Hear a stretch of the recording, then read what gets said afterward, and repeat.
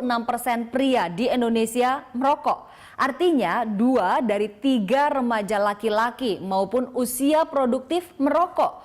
Fakta ini menempatkan Indonesia di peringkat 1 dunia untuk jumlah pria perokok di atas usia 15 tahun. Perokok aktif mulai dari usia 10 tahun ke atas berjumlah hampir 59 juta orang. Jumlah ini lebih dari 10 kali lipat seluruh penduduk Singapura. Bea Cukai Republik Indonesia baru saja merilis angka perokok di tanah air bahwa perokok dewasa relatif menurun, namun angka perokok anak dan remaja, begitu juga dengan perempuan justru menaik.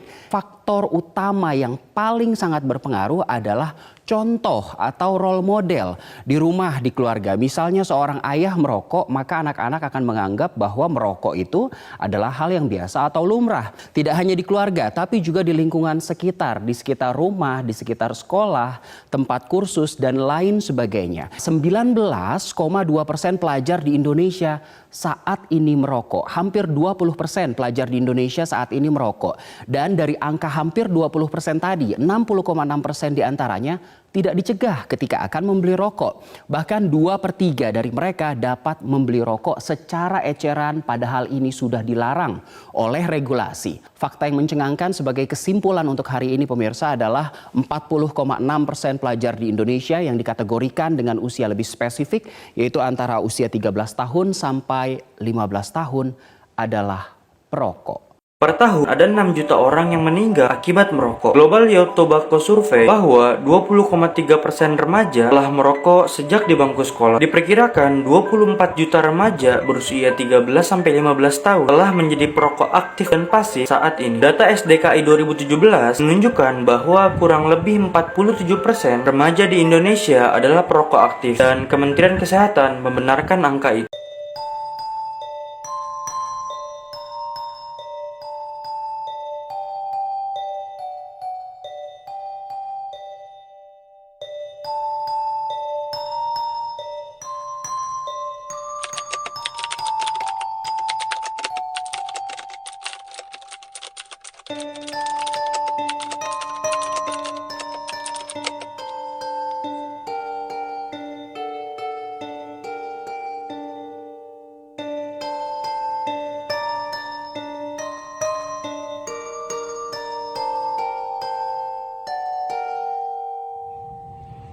Assalamualaikum warahmatullahi wabarakatuh. Waalaikumsalam warahmatullahi wabarakatuh.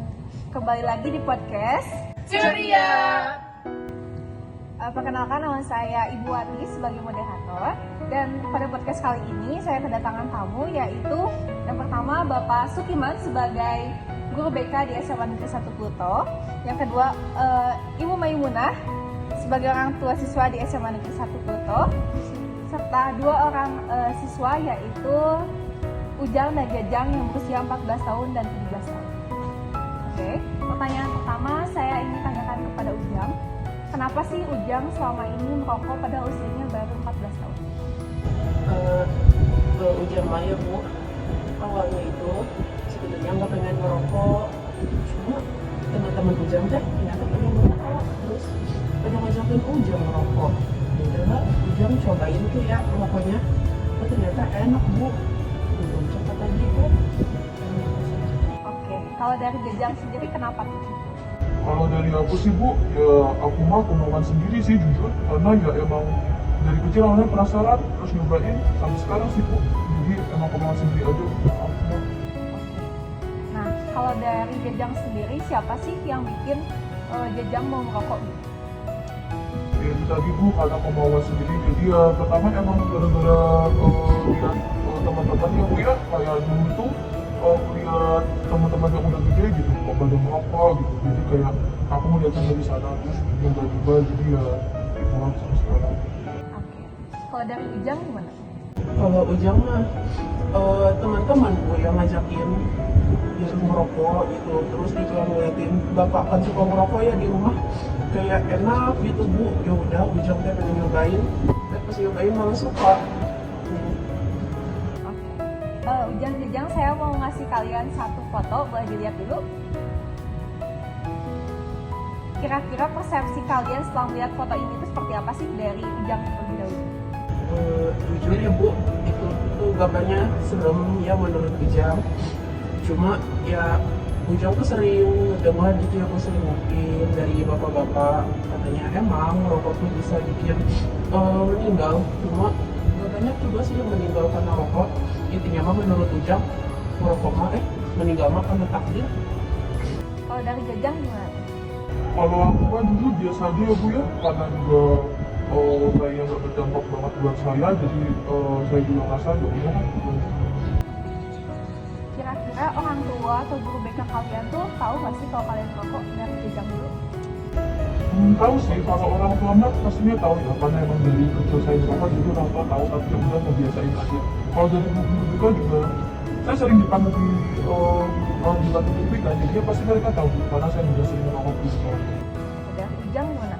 Kalau Ujang mah orang tua kayaknya mah nggak tahu, soalnya Ujang nggak pernah merokok di rumah. Terus di sekolah juga Ujang kan menjadi anak baik ya Bu, jadi kayaknya guru BK juga tahunya Ujang anak baik-baik aja. Terima kasih buat Ujang sama Jajang. Selanjutnya saya mau bertanya kepada Ibu Maimunah selaku orang tua siswa.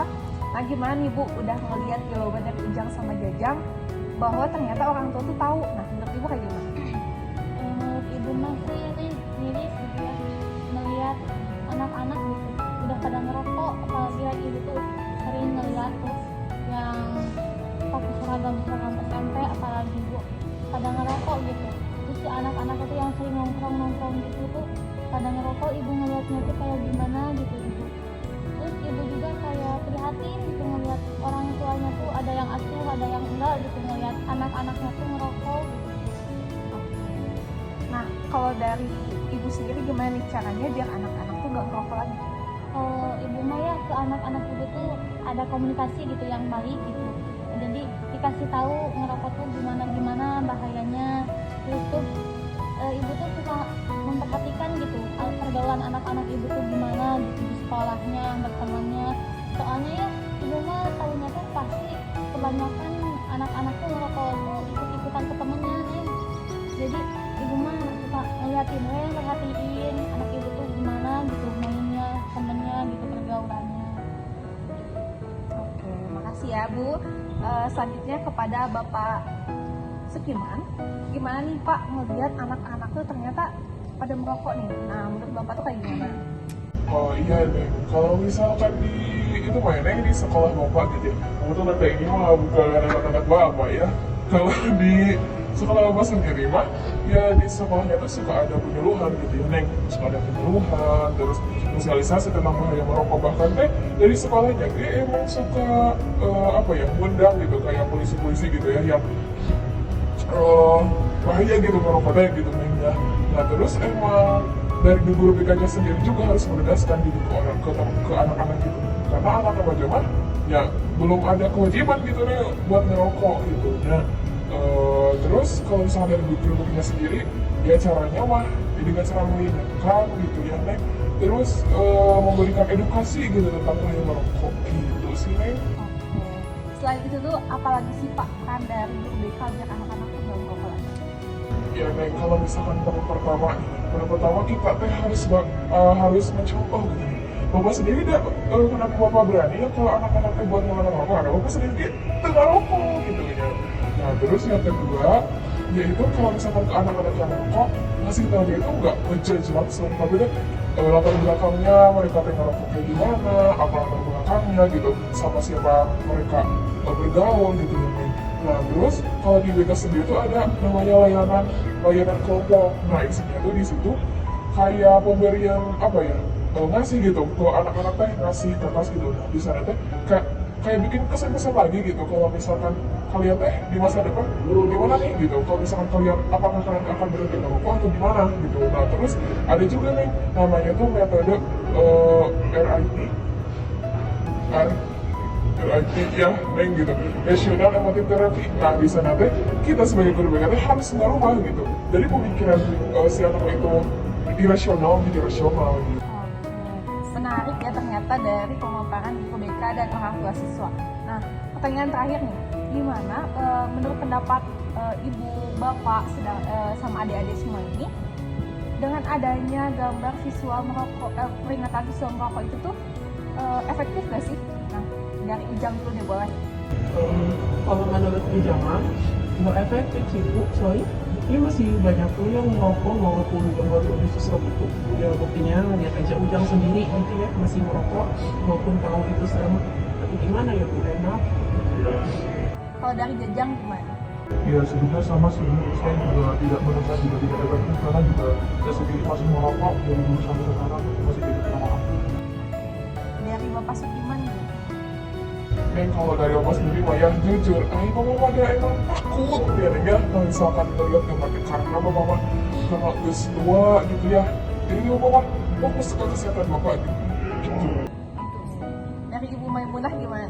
Menurut Ibu Maneng kurang efektif gitu, soalnya anak-anak zaman sekarang mah kayak nggak ada takutnya gitu ngelihat yang kayak gitu, peringatan mau gimana juga asa barandel gitu ya, mau dikasih tahu gimana juga sama ibu teh. Ya, paling menurut ibu mah ada lah kayak upaya-upaya dari penyuluhan kayak tadi di guru BK gitu neng, kayak selain dari gambar visual yang menurut ibu mah kurang efektif gitu.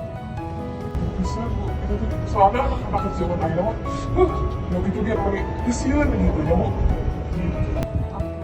Jadi kesimpulannya tuh sebenarnya tuh itu tuh gak efektif ya dari semua kalangan ini tuh. Iya. Oke.